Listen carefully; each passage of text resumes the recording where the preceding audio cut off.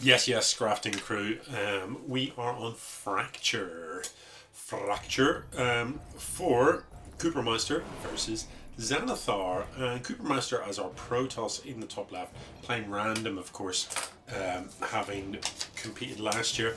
And Xanathar or Zerg in the bottom right. KuperMeister, obviously has got a fair amount of Scraft experience. Xanathar, however, less experienced, but I know that he's been practicing some chops and stuff. And we've seen some pretty reasonable plays from him before. So, yeah, let's see what happens here. KuperMeister, obviously most experienced as a Zerg rather than a Protoss. So, Coop is going to be first one to scout, and he's heading across the map. He's going to see that Overlord on the way. Nothing, no surprise there, doesn't tell you anything. The real point of interest is the timing on the Expo, because that tells you the timing on the pull. And at present, there is no pull. So, pretty lit put down for the pull. This hatchery is almost, well, past half done. So, if you're KuperMeister, that tells you you're fine. You're absolutely fine. So... no question that you can go Nexus first. You know that there's no Lings coming because the pull isn't done yet.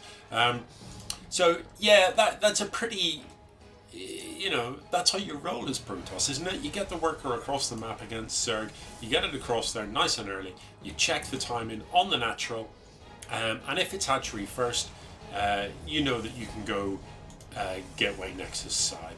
If it is pull first, then you better get that side core done. Because really, you're going to want to get some adepts out to be able to deal with the inevitable Lings that are coming. I love this here. Is that like a Nidus worm frozen in the ice? Pretty cool. I like it. Yeah, this map got the cool Nidus worm. That map, nobody's played on it yet. Turbo Cruise, which is probably a relief because Turbo Cruise does have one of the single weirdest features in any StarCraft map ever. It's just bizarre. I don't even... it's not right. I'll leave it there. Some links on the map for Xanathar, but he's not going to be able to get anything done here. This is a one unit gap, and this many stalkers. I mean, there's no way the Lings will achieve anything. But what they can do, especially from here, is just deny the third.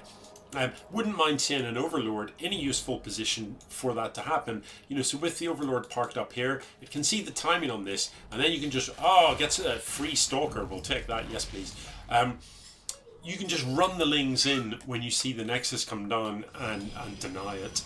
If you catch the Nexus about halfway down, this many Lings will force a cancel on that. Even if the Stalkers show up, you're going to get the cancel. So yeah, always worthwhile. Now, creep spread is actually not too bad. It's getting there. You need to join this up though. You want a continuous creep path. And you might be thinking that's a pretty short distance. Lings are pretty fast anyway. But it's for queens. Queens are so painfully slow off creep that even crossing that short distance, the queen is going to struggle.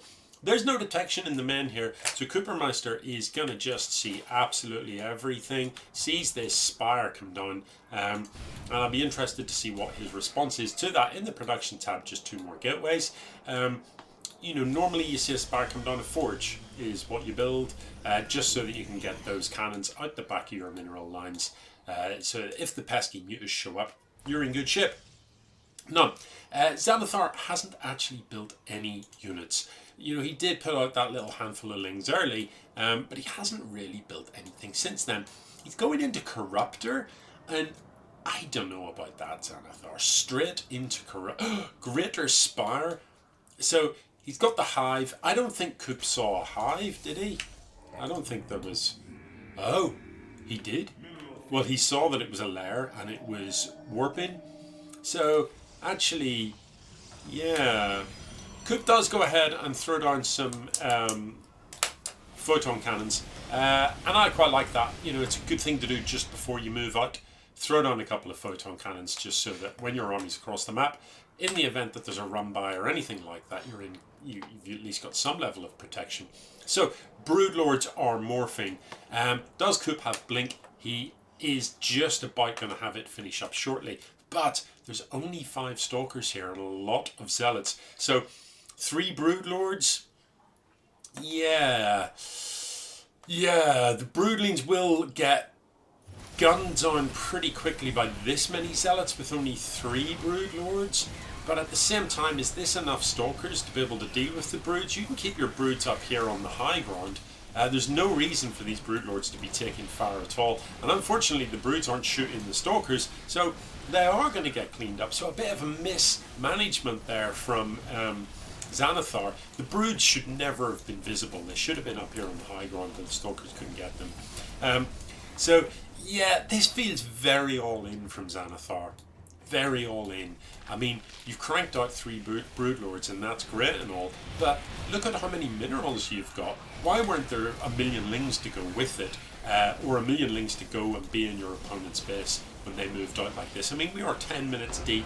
To have nothing, to have essentially no army that late in the game, that is so risky. And I feel like you're always going to get punished for that. And on this occasion, you certainly have been punished. So it's KuperMeister that goes 1-0 up.